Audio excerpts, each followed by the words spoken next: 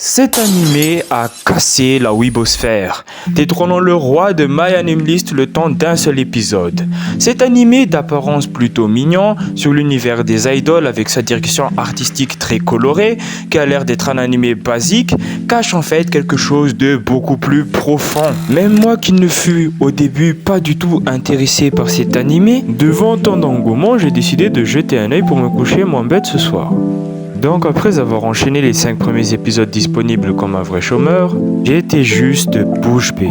La réalisation de cet animé est tout simplement un exemple, avec une direction artistique qui est pour moi irréprochable, des idées de mise en scène franchement bien pensées, une mise en scène qui donne vraiment beaucoup de force à certaines scènes clés de cet animé.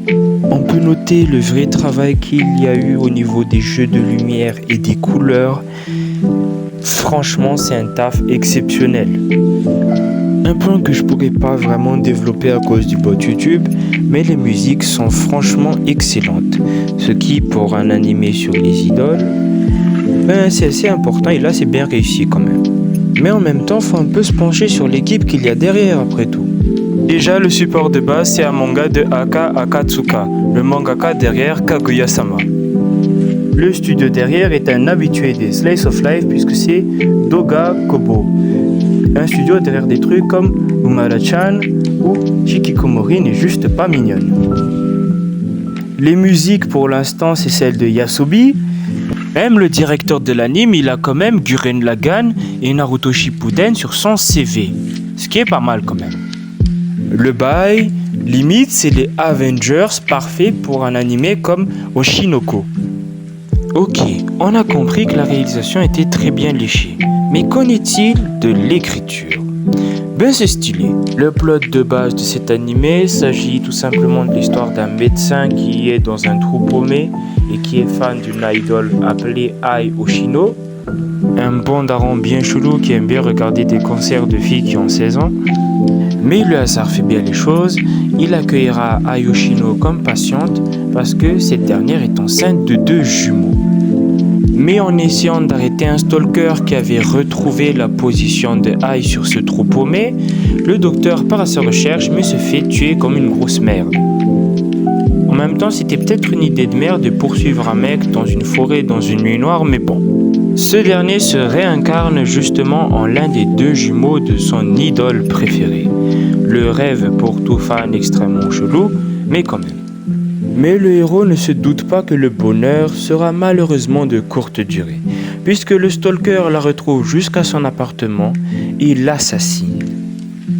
Mais à quoi Oshino, le jumeau qui était autrefois un docteur, comprend très vite que le meurtre de son idole est en fait lié à son père, celui qui a mis Oshino enceinte, au cas où. Comprenant cela, le héros se fixe un tout nouvel objectif, celui de découvrir l'identité de son père pour le retrouver et le tuer.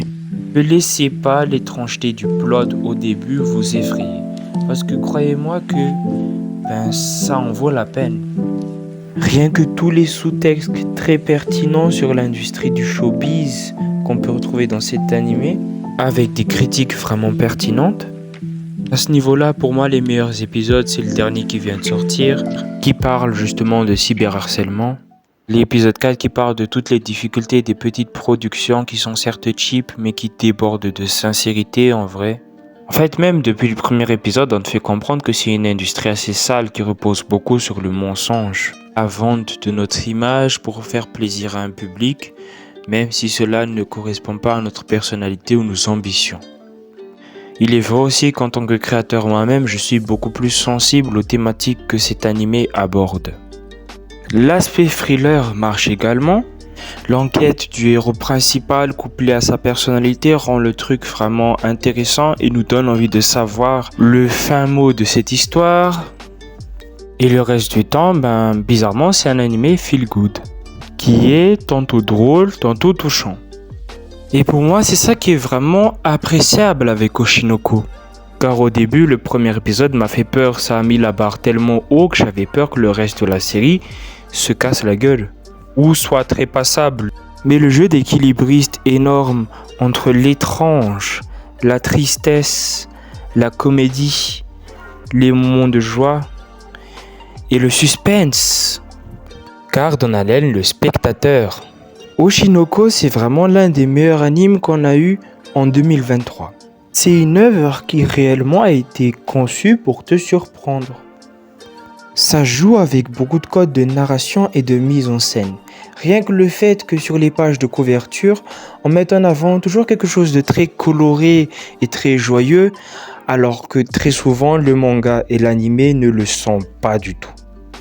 Le fait qu'on suit des personnages imparfaits, complexes, qui cachent souvent un secret, la gravité et la lourdeur des thématiques abordées dans cette série, le mystère surprenamment prenant sur le père de Aqua et Ruby, c'est des trucs que tu peux pas deviner au premier abord, surtout si tu t'es pas fait spoiler ou que tu ne te spoiles pas sur les réseaux sociaux.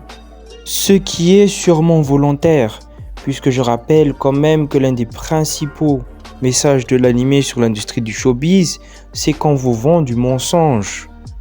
Un mensonge plaisant mais qui fait mal à beaucoup d'artistes et qui cache des secrets souvent très sombres. Et dire que dans tout ça, il y en a qui ont retenu que « Ouah, je me réincarne dans le bébé de ma star, c'est trop chelou !» Alors que quand ils réfléchissent 5 minutes, en vrai, ça a du sens. Déjà à court d'écriture, le personnage principal doit être un mec qui découvre le monde qui l'entoure, en même temps que le spectateur ou le lecteur. Donc vu que le monde en question c'est l'industrie du showbiz, prendre un médecin qui est paumé au milieu de nulle part, ça marche.